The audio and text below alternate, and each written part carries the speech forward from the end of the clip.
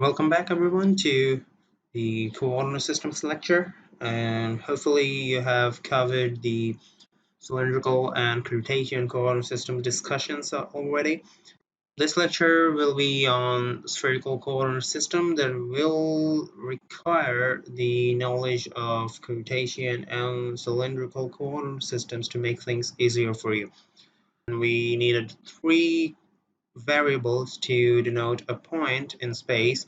In case of Cartesian coordinate systems, those were x, y, and z.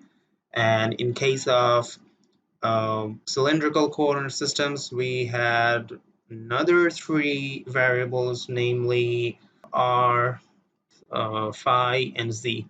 Right? And now we will be moving on to the spherical coordinate system that will require another three variables. Those will be r, phi, and theta. Alright, so if you remember correctly, then the three coordinates that we used in case of Cartesian coordinate system gave us a rectangular parallelopipe, right? With the help of the x, y, and z coordinates, we could create a rectangular parallelopipe like this. And the target point that we're trying to reach was situated on the uh, on the farthest tip from the origin over here. All right. And in case of the cylindrical coordinate system, with the help of the three variables that we're using, we could create a cylinder. All right. Okay, so the radius of the cylinder was the r variable, and the target point was situated somewhere on the circumference of the circle over here. So let's say the point is here. The angle the radial line made with the positive direction of x-axis was called phi, and the height of the cylinder was called z, right? In spherical coordinate system, it's pretty obvious that the three coordinates over here will help us to form a sphere.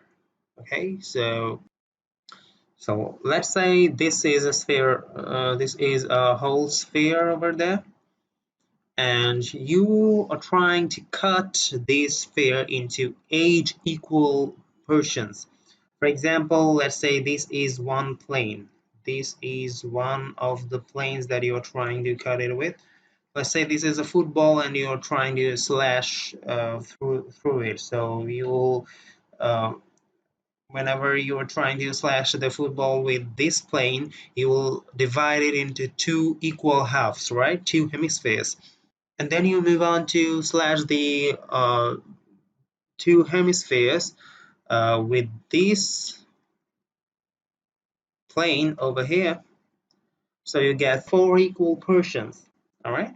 And then you take another plane along this direction to cut each of all four portions into half. So you get 8 portions of the sphere, right? So here in the picture over here, we are showing 1/8 of one whole sphere.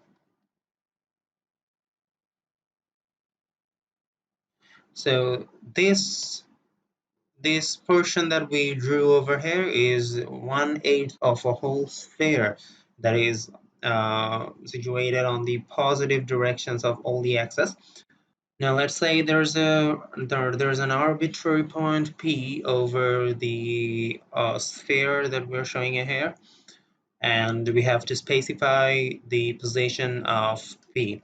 The three variables used over here are r, phi, and theta, as mentioned before. So r will just be the radius of the sphere, or the distance between point P and origin, and this r is not equal to the r used in cylindrical coordinates, because in case of the cylindrical coordinates, r denotes the radius of the cylinder, right? So this is the axis, and this will be r. But in this case, in spherical coordinate system, the capital R is simply the distance between the point P and the origin. And this can also be called the radial line again. Phi is the angle that the projection of OP line on xy plane makes with the positive direction of x-axis. So the meaning is sort of similar as in the case of cylindrical coordinate system. Took the projection of the radial line in that case on the xy plane, and we just calculated how much angle it travels away from the positive OX direction. And here in this case, it's sort of similar. The OP line is the radial line right now, and if we project it onto the xy plane, we will get this line over here. Let's name it POP prime. Okay, and now this line, this OP prime line, makes an angle equal to phi with the positive direction of x. So this is the phi angle. And we will need a third angle to make it into a sphere. And that angle, theta, is between the radial line OP and the positive direction of z-axis. Let's say this is the radial line that we've got, the OP line. The radius can vary, right? The farther away the point is from the origin, the bigger the radial line will be. And let's say to the right hand side we have the positive x-axis along this direction. So in order to rotate the radial line by an angle of phi towards the anti-clockwise direction, we can just rotate it into this direction over and over again. And as we move forward anti-clockwise into the anti-clockwise direction and move by an angle of 360 degree, we get back to the same point again, right? So the maximum limit of the angle phi will be 360 degree or 2 pi. Okay. By rotating by rotating this radial line around the x-axis, we get a circle, right? We cover a circle. So let's draw a circle over here. So by rotating this radial line around the x-axis, we are getting a circle that's projected onto the xy plane, right? And now if we try to map this circle into this picture here, the circle will distort and take a form like this. All right, so we have got a circle that is projected onto the xy plane, and now to give it a 3D shape, to give it a shape of a sphere, we'll need another angle that is theta, and this is the angle the radial line makes with the z-axis. All right, so let's say the z-axis is along uh, this direction, and let's say we rotate this line now with respect to the z-axis. Right now we were rotating this line previously about the x-axis, but now as we got the circle projected onto the xy plane already, so now we'll be rotating it around the z-axis. All right, if we lift the radial line in this position, then it creates an angle of about, say, 30 degree with the positive direction of z-axis. If we increase the angle, it will create a 60 degree angle with positive z-axis direction. When we put down the radial line over here, it makes an angle of 90 degree with the positive z direction, and if we move it over here, it makes somewhat of a 120 degree angle with the positive direction of z-axis. All right, so that's how we are rotating the radial line around the x-axis first to get the circle projected onto the xy plane, and then we are rotating it about the z-axis to give it a 3D shape. All right, so if we just complete this thing with another circle over here, then we'll see what happens. So this somewhat looks like a sphere, doesn't it? So we are needing these two angles to complete the sphere that we're trying to achieve. All right, r over here is the radial line, that's the distance between point P and O. Phi is the angle between the projection of OP line over xy plane and the positive x-axis direction, and theta is the angle between the radial line and the positive z-axis direction. All right, and this whole setup, these three variables will give us a complete sphere. Okay, let's now identify the three perpendicular unit vectors in the spherical coordinate system.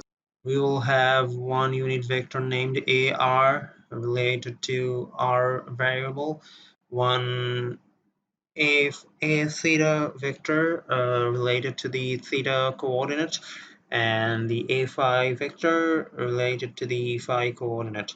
So let's get started. Well, since the radial line over here is starting at the origin and ending at the point P, so the AR vector will be along the radial line and it will be directed outwards from the origin. So at point P, if we try to figure out where AR is, AR will be along the radial lines and the direction will be outwards from the origin. So this will be the direction of AR. Well, let me use a different color to denote that.